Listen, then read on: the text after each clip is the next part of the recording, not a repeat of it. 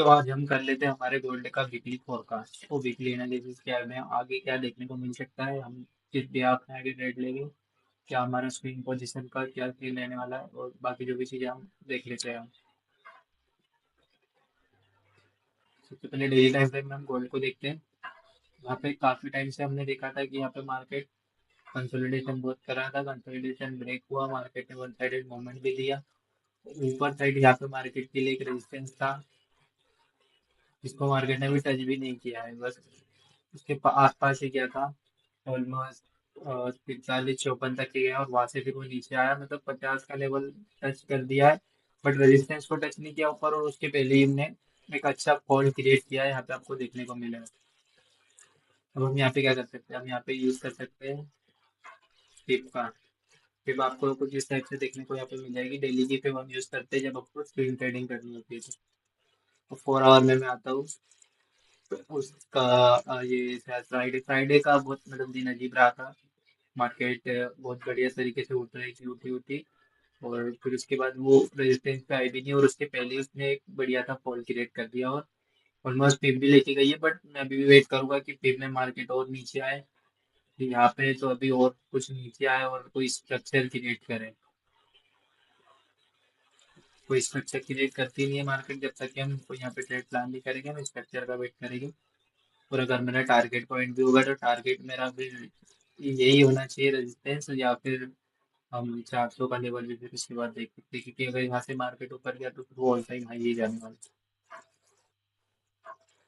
तो ये फ्लिपकार्ट जोन हमारे लिए एक बढ़िया चीज़ है अगर हमको बाइंग में जाना है तो। और जो हमारा वीकली का भी एक रेजिस्टेंस था यहाँ पे, तो मार्केट ने उसको भी अब ब्रेक कर ही दिया है, तो वीकली क्लोजिंग के बाद ये भी ब्रेक हो चुका है। तो कहीं ना कहीं हो सकता है कि मार्केट अभी यहाँ से ऑल टाइम हाई जाए, क्योंकि वीकली का जो भी है जोन ब्रेक हो गया। बट अब हम कुछ पॉइंट्स यहाँ पे रखते हैं हमारे, जैसे क्या होने वाला है। तो सबसे पहले आप यह देखोगे कि तो यहाँ पे न्यूज़ेस आना बचेगी, जैसे अभी 2 दिन में एनएफपी बहुत इंपॉर्टेंट न्यूज़ है, और 2 दिन में वो आने वाली है। साथ ही साथ यहाँ पे न्यूज़ मतलब डेली रहेगी, डेली कोई ना कोई न्यूज़ आने वाली है, तो याद रखना कि कुछ ना कुछ तगड़ा होने जा रहा है।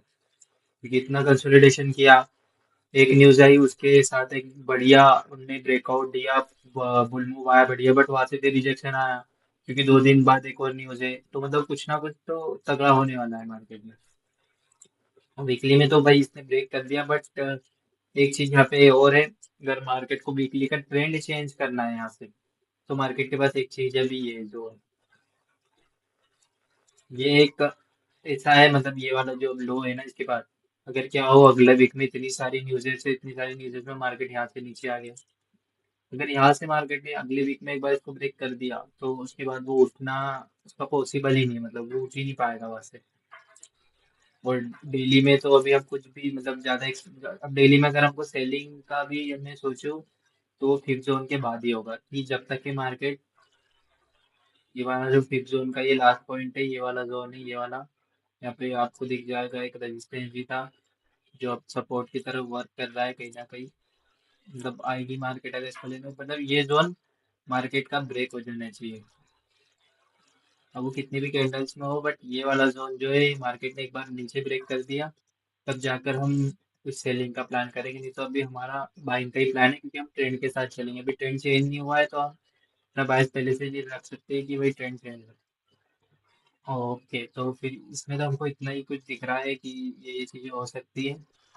और अगर मार्केट को यहाँ से ट्रेंड चेंज करना है, तो मार्केट ये भी कर सकती है कि अगली कैंडल कुछ ऐसी आ जाए, फिर एक बुलिश मूवमेंट वाली कैंडल आपको देखने को मिल जाए, और उसके बाद फिर एक यहाँ से सेलिंग के लिए कैंडल आपको इसे देखने को मिल जाए। उसके बाद ये आप बोल सकते हो कि मार्केट यहाँ से फॉल कर सकता है।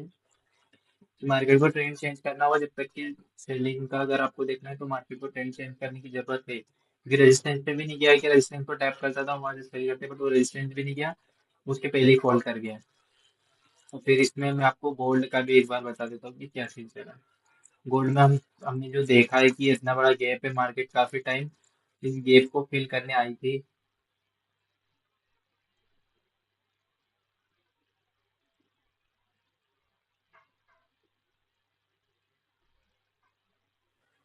काफी बार मार्केट इस वाले गैप को फिल करने की, गैप हाफ फिल हो जाता तो उसको फिल मानते ना। तो ये काफी बार आई ट्राई किया बट इसने कभी भी फिल नहीं किया, और ये मूवमेंट बहुत ज्यादा ही बड़ा आया है। इंडियन गोल्ड में ये ऑल टाइम हाई तो गया वो तो है, बट ये मूवमेंट जो था ये बहुत ही ज्यादा, मतलब आप देख रहे हो कि पूरी बुल बुल बुल कैंडल है, सारी ग्रीन कैंडल है 1 आवर में, कोई भी रेड कैंडल आपको देखने को नहीं मिलेगी। और ये बुलिश मोमेंटम के बाद जो एकदम से इतना बड़ा फॉल आया ना यहाँ पे, ये फॉल बहुत ज्यादा ही बड़ा आ गया। अब कहीं ना कहीं मुझको लग रहा है कि हो सकता है मंडे को मार्केट सीधा एक गेट डाउन खोले।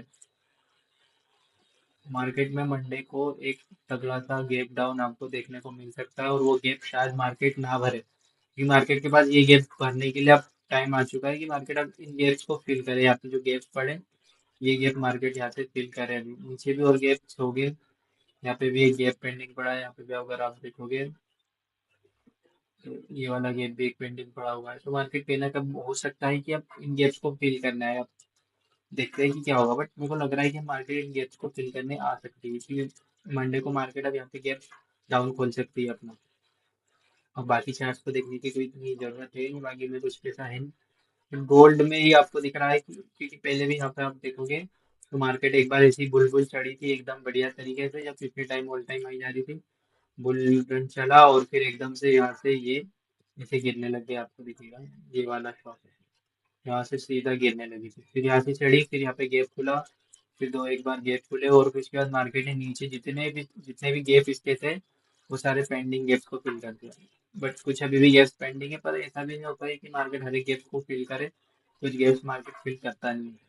बट ये वाले गैप नियर है तो ये वाले फिल हो सकते हैं, इसमें हमको अच्छा मूवमेंट भी देखने को मिल सकता है, और सेलिंग में बैठने के लिए अगर हमको कुछ मिल जाता है तो हम सेलिंग में बैठ भी जाएंगे। बट हमारे लिए ओवरऑल वही है कि हमको स्ट्रक्चर फाइंड करना पड़ेगा वहाँ पे। यूरो जेपीवाई में भी हमको कुछ भी नहीं दिख रहा है, euro JPY all time high जा रहा है, तो इसमें तो हम कोई ट्रेड लेने वाले हैं नहीं। एंड बाकी बात करते हैं यहाँ पे आके, तो यहाँ पे आप सिटी इंडेक्स वाले चार्ट में देखोगे तो यहाँ पे ट्रेंड लाइन पे मार्केट एक बढ़िया था, यहाँ से भी ट्रेंड लाइन लिया, यहाँ पे भी मतलब मार्केट इस ट्रेंड लाइन को बहुत अच्छे से फॉलो कर रहा है। लेकिन ऊपर से अगर हम इस ट्रेंड लाइन को एक बार रिस्पेक्ट दें तो मार्केट आपको दिखेगा कि मार्केट ऊपर से भी एक ट्रेंड लाइन से ही रिजेक्शन लेके नीचे गिर रही है। ऊपर से मार्केट ने ट्रेंड लाइन का रिजेक्शन लेके नीचे गिरा है, और नीचे से भी उठी है तो ट्रेंड लाइन से उठी है, बट हो सकता है कि मार्केट यहाँ से एक सीधा का सीधा इसका फॉल की रहती है, क्योंकि हमारे पास अभी एनएफपी है ना 1-2 दिन में। जैसे अगर मैं यहाँ पे देखूँ तो यहाँ 2 दिन में आपके पास एनएफपी है, इसका चार्ट थोड़ा अलग चलता है ना। संडे भी दिखा रहा है, मंडे, ट्यूसडे ट्यूसडे में ट्यूसडे को सीधा मार्केट खुलेगा तो हो सकता है कि हमको एक ऐसा एक कैंडल वगैरह देखने को मिल जाए जिस दिन एनएफपी है, कि एनएफपी में कुछ ना कुछ तगड़ा होने वाला है।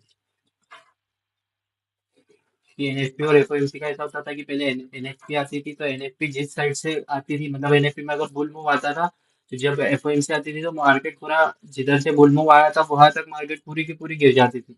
तो यहाँ पे भी कुछ वही एक्सपेक्टेशन है मेरी कि अगर इतना बड़ा यहाँ से बुल मूव आया है, अब एनएफपी आएगी तो एनएफपी यहाँ से सीधा इसको गिरा देगी नीचे, सीधा नीचे।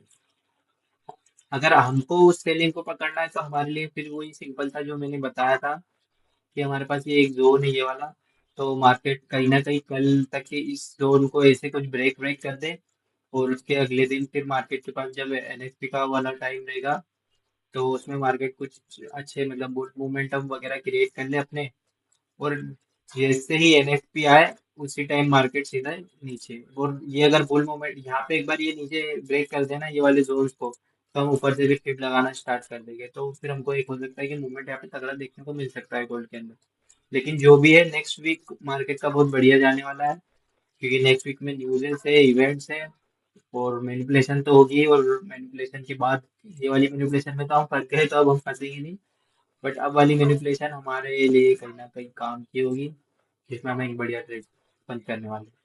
तो क्लोजिंग भी आप देख लो, एक चीज क्लोजिंग में देख लो, डेली क्लोजिंग कहाँ हुई है, 299, मतलब टू, तो 300 को भी ने ब्रेक नहीं किया, 300 पे भी जा सकती थी इजीली, ये 300 को ब्रेक करके क्लोजिंग नहीं दे पाई। 300 का लेवल एक बहुत ही तगड़ा लेवल है, अगर आप यहाँ पे साइकोलॉजिकल नंबर है 300, तो अब ये लेवल मार्केट ब्रेक नहीं कर पाई है। पिछली बार भी जब मार्केट यहाँ आई थी अक्टूबर में तो भी ब्रेक नहीं कर पाई, और अभी भी आई है और मार्केट अभी भी इसको ब्रेक नहीं कर पाई, मतलब 300 का जो लेवल है वो एक बहुत ही बढ़िया लेवल है मार्केट के लिए, एक रेजिस्टेंस है 300 का।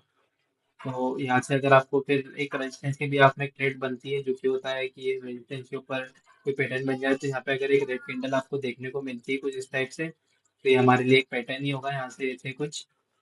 तो इसके भी यहाँ पे भी आप एक ट्रेड ले सकते हो अगर आपको लेना हो तो, बट मैं कहूँगा नहीं कि इसे कुछ ट्रेड लो। हम आराम से बैठेंगे क्योंकि हमको पता है हमारे इसमें काफी कुछ लॉसेस हुए, तो हमको उसको एक परफेक्ट सेटअप, एक क्लियर मार्केट में ढूंढना होगा और फिर उसमें हम ट्रेड लेके उस सारे लॉस को रिकवर करेंगे। रिकवरी माइंडसेट है नहीं, बट कहने का मीनिंग वही है कि हमारा लॉस ही रिकवर होगा क्योंकि हम फंडेड अकाउंट में ट्रेड कर रहे हैं। So that's it.